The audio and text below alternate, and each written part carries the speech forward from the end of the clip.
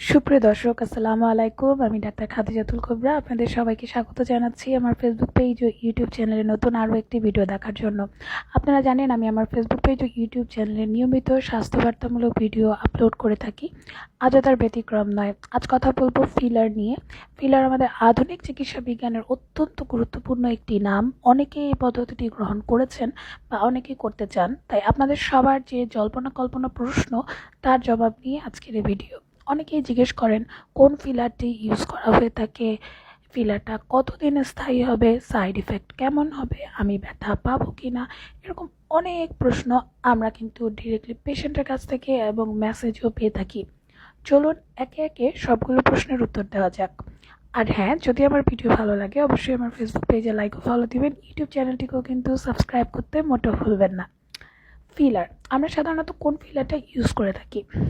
সাধারণত silicon filler হচ্ছে permanent filler. এছাড়া কিন্তু দ্য মোস্ট পপুলার ফিলার যেটা খুব বেশি ইউজ করা হয় সেটা হলো হায়ালুরোনিক অ্যাসিড ফিলার।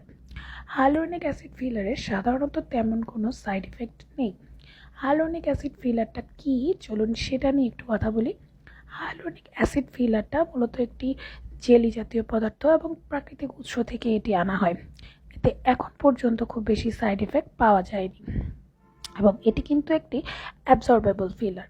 এখন যারা প্রশ্ন করে থাকেন যে ফিলার নিতে গেলে আমি ব্যথা পাবো কি না, সেক্ষেত্রে অনেকে ভয় পান।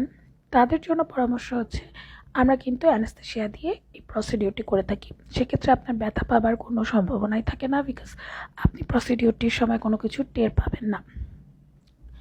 এখন এক্ষেত্রে কিন্তু খুবই টাইনি নিডেল ইউজ করা হয়। সো এই টাইনি নিডেলে আপনার ব্যথা পাবার কথাই না। সো মাথা থেকেই চিন্তা একেবারেই ঝেড়ে ফেলে দেন যে আপনি ব্যথা পাবেন। এবার আসা যাক ফিলারের স্থায়িত্বকাল সম্পর্কে। ফিলারের স্থায়িত্বকাল সাধারণত 9 থেকে 12 মাস পর্যন্ত থেকে থাকে। এরপরে যেটা দেখা যায়, অ্যাবজর্বেবল ফিলারটা যেহেতু আমরা বেশি বেশি ইউজ করে থাকি, সেহেতু বডিতে যে হায়ালুরোনিক ডেজ থাকে তা ফিলারটাকে ডিস্ট্রয় করে ফেলে। তাই সাধারণত আমাদের এই ফিলারটাকে রিফিল করা হতে পারে। এই ফিলার সাধারণত আমরা কোন কোন পার্টে ইউজ করে থাকি? সাধারণত দেখা যায় ন্যাজোলেভিয়াল ফোল্ড বা স্মাইল লাইন কারেকশনের জন্য কিন্তু ফিলারটা ইউজ করা হয়। অনেকেরই দেখা যায় স্মাইল লাইনটা অনেক বেশি প্রমিনেন্ট থাকে চেহারায়, সেই আগের মতো কিউটনেস ভাবটা থাকে না। অনেকেই চান এটাকে রিমুভ করতে, আমরা সেটাকে করতে পারি। অনেকে লিপ ফিলার করতে চান লিপসে একটা কাঙ্ক্ষিত রূপ আনার জন্য। এছাড়া কিন্তু চিন আপ করা যায়, দেন হচ্ছে চিক্সও কিছু কাজ করা যায়। সো ফিলার নিয়ে আমরা অনেকগুলো জায়গায় কিন্তু কাজ করে থাকি। ফিলারের স্থায়িত্বকাল যদিও 9 থেকে 12 মাস আমি বলেছি, but actually it depends on the brand.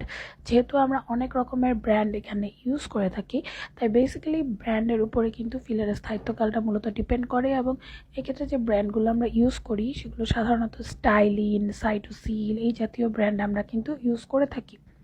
So আশা করছি ফিলার নিয়ে আপনাদের সবার যত কোয়েরিজ এবং যত প্রশ্ন ছিল সমস্ত প্রশ্নের অ্যান্সার দেবার আমি ট্রাই করেছি। যদি আপনাদের আরও কিছু প্রশ্ন থাকে আমাকে ইনবক্স করুন, আমি ইনশাআল্লাহ আপনাদেরকে সেটাও জানানোর চেষ্টা করব। এবং আজ থেকে যারা হয়তো বা ফিলার নিয়েছেন বা আবার ফিলার নিতে চাচ্ছেন বা যারা ফিলার নেবেন প্রথমবারের মতো ভাবছেন, তারা আশা করছি আর কোনো ভয় পাবেন না, বিকজ আমি আপনাদের জন্য একদম সুস্পষ্ট ধারণা দেবার চেষ্টা করেছি। আমি জানি না আমি কতটুকু পেরেছি। যদি আমি আপনাদেরকে একটা সুস্পষ্ট ধারণা দিতে পারি আমার এই ভিডিওর মাধ্যমে, সেটাই আমার সার্থকতা হবে। এবং অবশ্যই আপনারা এখন থেকে ফিলার নিতে আশা করছি আর কোনো ভয় পাবেন না। সো আমার ভিডিও যদি ভালো লাগে অবশ্যই আমার ফেসবুক পেজে লাইক ও ফলো দিবেন। ইউটিউব চ্যানেলটিকেও কিন্তু সাবস্ক্রাইব করতে মোটেও ভুলবেন না, কেননা আমি এরকম আরও ভিডিওস আপনাদের জন্য ক্রিয়েট করব, আপনাদের সাথে শেয়ার করার চেষ্টা করব। সো সবাই ভালো থাকুন, সুস্থ থাকুন। খোদা হাফিজ, আসসালামু আলাইকুম।